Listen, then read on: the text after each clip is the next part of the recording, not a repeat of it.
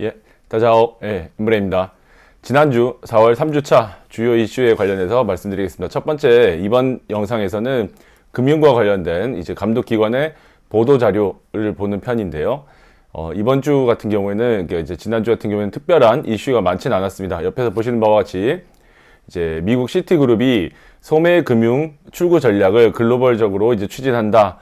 그래서 우리나라에서도 이제 소매금융을 이제 엑시트할 예정으로 있다라는 발표 관련된 보도자료가 하나 있고요.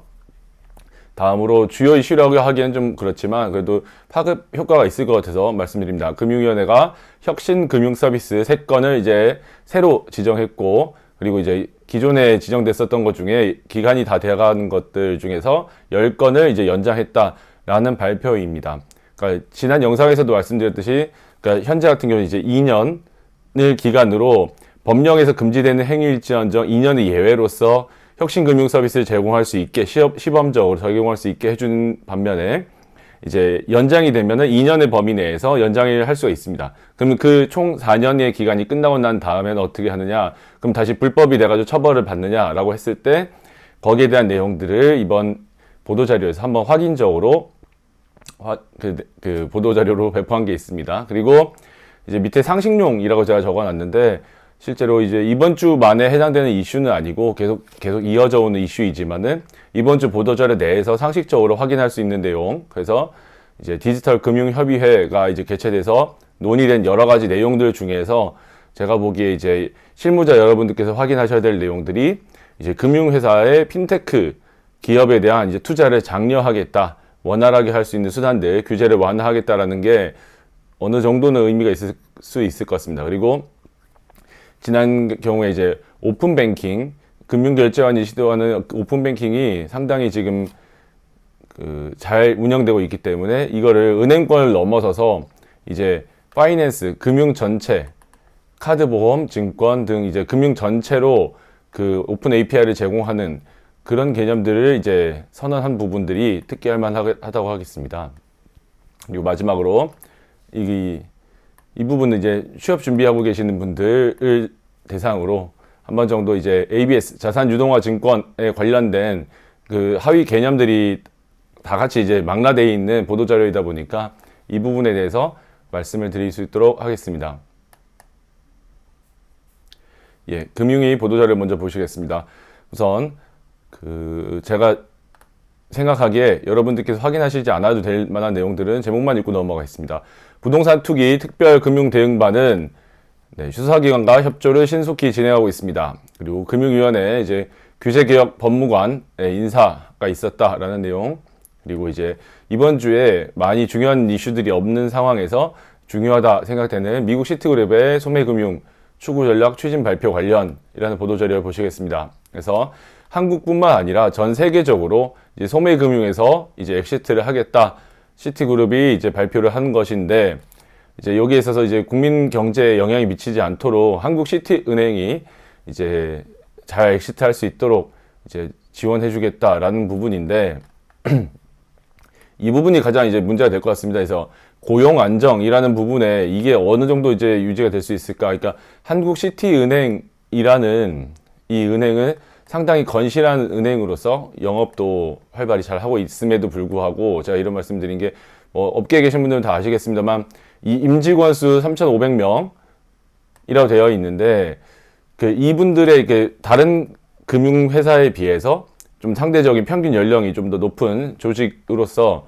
이제 구성이 되어 있다라는 특징이 있다 보니까, 이 한국시티은행이 그러니까 어떤 은행이 이제 인수를 할지 이런 부분에 있어서는 나중에 이슈가 발생이 될 여지가 있다고 생각이 듭니다. 우선은 시티그룹의 이제 시티은행 자체가 이제 매각이 된다, 이제 엑시트한다는 소문이 있었는데, 이게 이제 어느 정도 공식화된 측면이 있을 수 있다고 하겠습니다.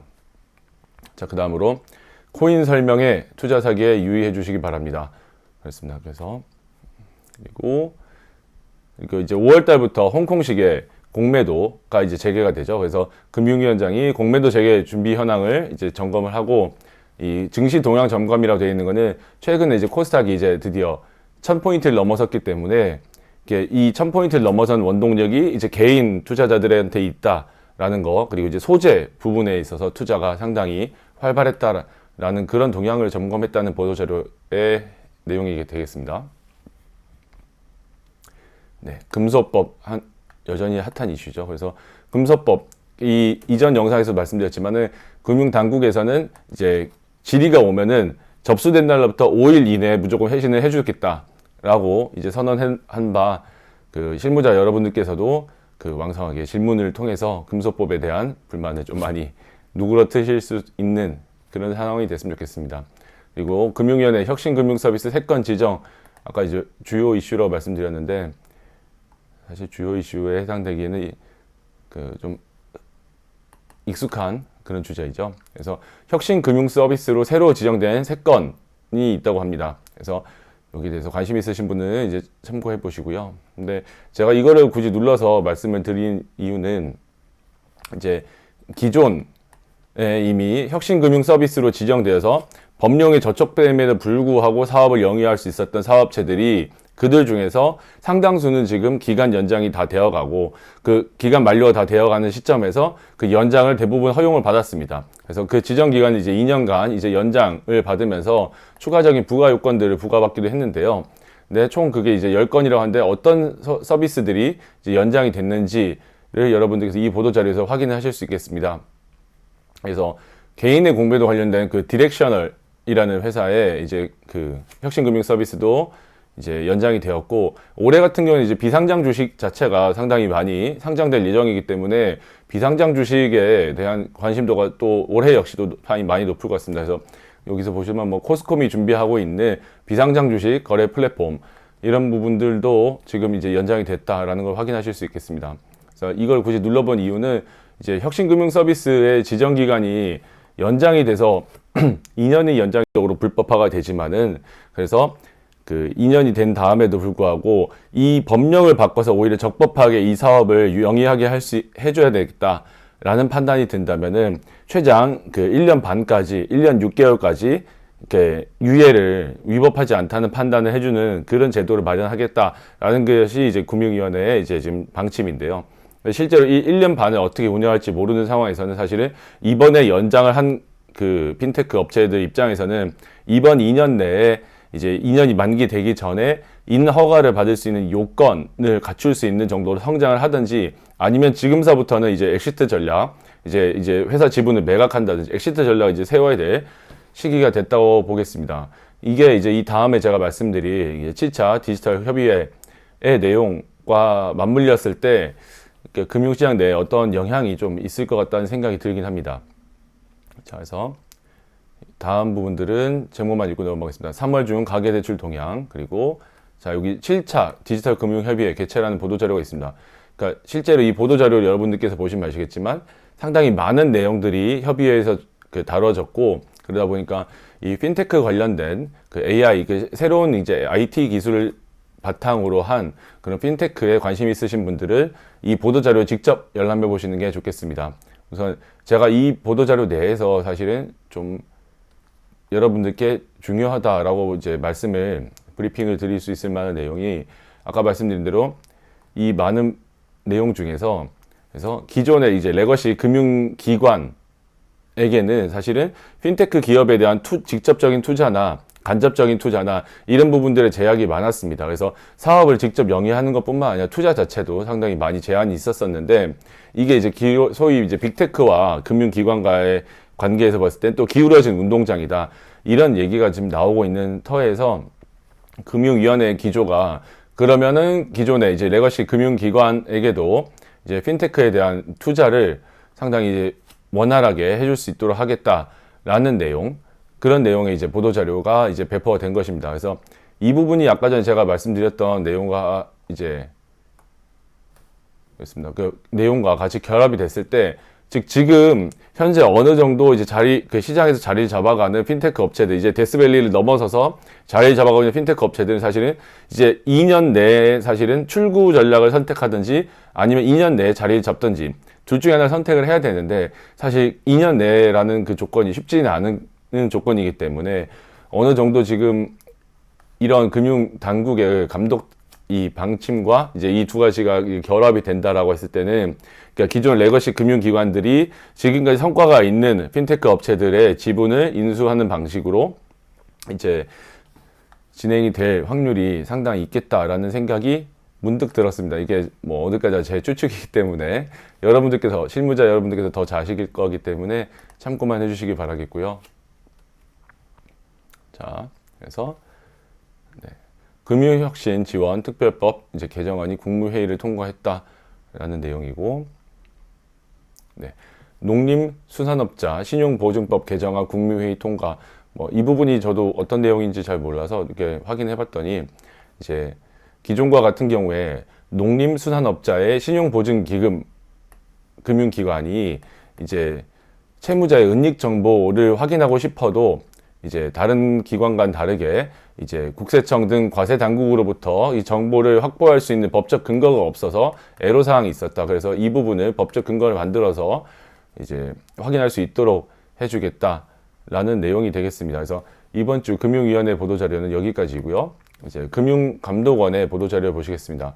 금융감독원의 보도자료는 여러분들께서 아시다시피 금융위원회의 보도자료와 상당히 많은 부분 겹치게 됩니다.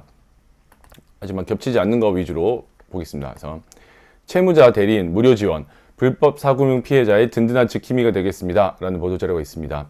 그래서 뭐 크게 중요한 이번 주의 이슈는 아닙니다만은, 그러니까 지난해에 이제 진행됐었던 금융위원회가, 금융감독원이 진행했었던 사업 중에서 이제 불법 사금융에 의해서 이제 국민들 경제 생활이 고통을 받는 부분을 이제 지원해 주겠다라는 부분인데, 그러니까 이 보도자료를 보시면 이거 크게 두 가지가 있었습니다. 그러니까 불법 추심에 해당되는 경우에 대해서 그 이제 그런 고통으로부터 이제 해소될 수 있도록 그 국민들 경제 생활 지원하는 게 하나이고, 그 두 번째는 이제 최고 금리를 초과한 이자에 대한 압박에서 벗어날 수 있도록 해주는 부분. 그래서 두 번째를 먼저 보시면은, 지금 최고금리는 지금 이제 법이 개정돼서 이제는 연 20%까지 이제 내려왔죠. 그래서 최고금리를 초과한 이자와 같은 경우에는 이제 낼 의무도 없고, 만약에 냈다라고 한다면은 그건 이제 반환할 수 있는, 우리 뭐 민법상의 불법 원인급여 이제 법리에 예외를 두는 그런 부분들이 되겠습니다. 그래서 그렇지만 그거를 이제 어느 정도 변호사를 또 이제 선임해서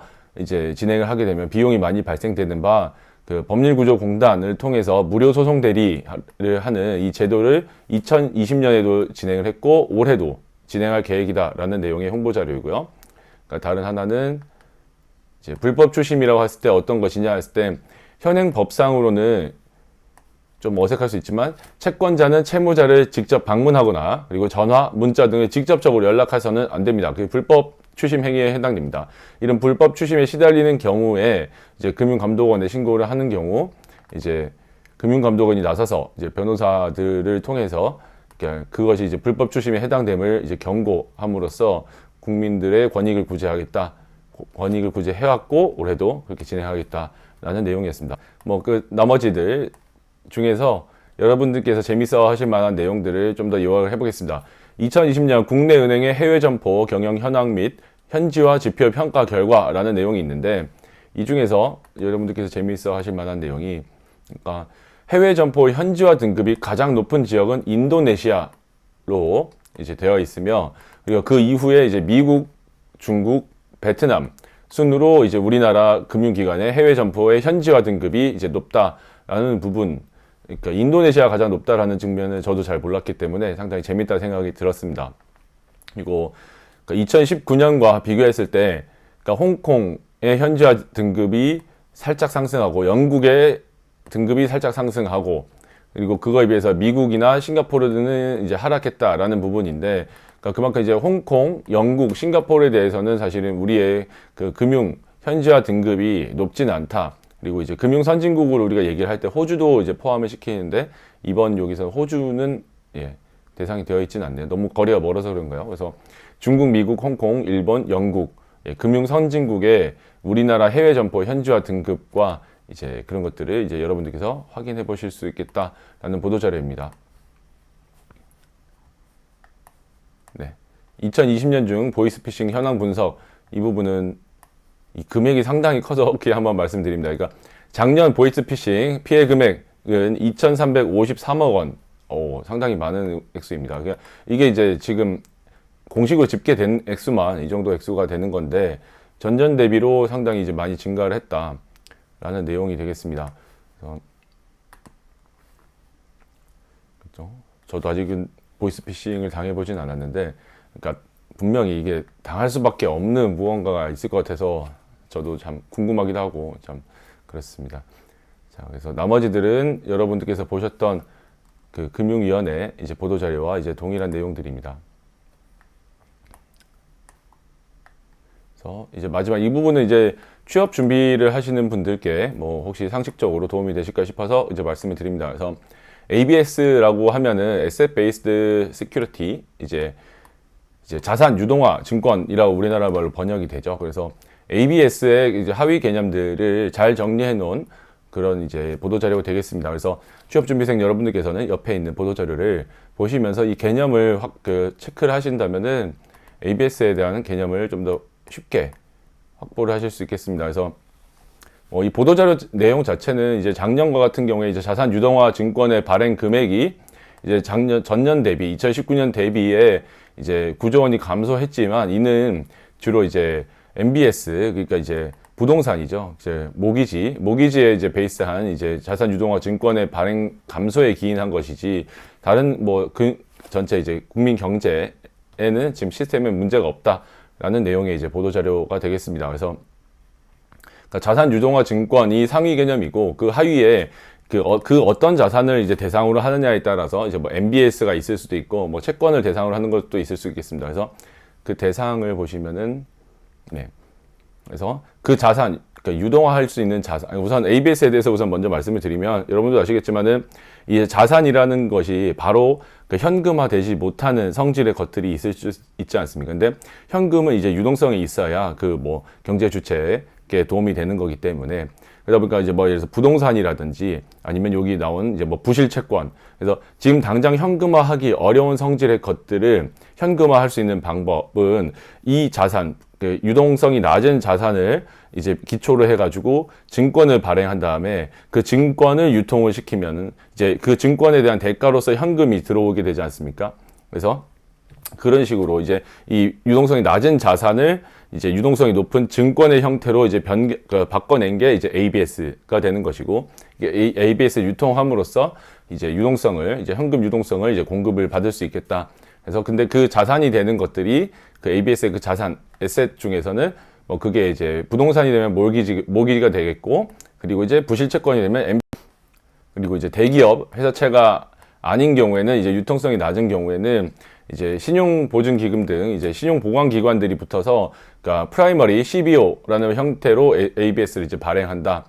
그렇죠. 그러니까 이런 방식으로 할 수 있고, 할부 금융채권을 기초로 ABS가 발행이 될 수도 있다. 그래서 그러니까 ABS라는 개념이 그 하위에는 그 자산의 유형에 따라서 여러 가지 개념들이 있을 수가 있고, 이 ABS와 같은 개념들은 상당히 이제 실무 내에서 많이 쓰이는 단어이기 때문에, 그러니까 준비하시는 분들께서는 이 보도자료의 내용 정도를 확인해 보시는 것도 좋겠다라는 생각이 들어서 눌러보게 됐습니다. 그래서 이번 주 금융위 금감원 보도자료는 특별한 내용은 없었던 걸로 이렇게 여기까지 정리를 하겠습니다.